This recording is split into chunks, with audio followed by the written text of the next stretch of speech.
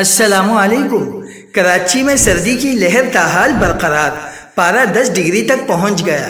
سردی کا ایک اور سپیل آ رہا ہے، شہری تیار رہیں۔ محکمہ موسمیات کی نئی پیشگوئی آ گئی۔ کیا آپ حالات حاضرہ سے آگاہی حاصل کرنا چاہتے ہیں؟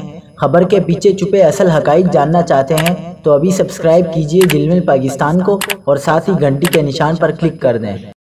آپ کو بتاتے چلیں کہ کراچی کا کم سے کم درجہ حرارت 10 ڈگری سینٹی گریڈ ریکارڈ کیا گیا، جبکہ آج زیادہ سے زیادہ درجہ حرارت 22 ڈگری سینٹی گریڈ تک جانے کا امکان ہے، جبکہ اس وقت ہوا میں نمی کا تناسب 77% ریکارڈ کیا گیا۔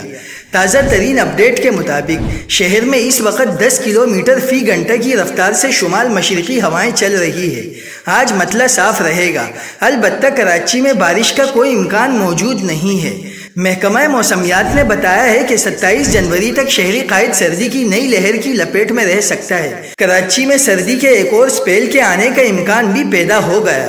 ڈائریکٹر محکمہ موسمیات سردار سرفراز کا اس حوالے سے کہنا تھا کہ رواں ہفتے ملک بھر میں سردی کی شدت میں اضافہ ہوگا۔ کراچی بھی سردی کی نئی لہر کی لپیٹ میں رہے گا۔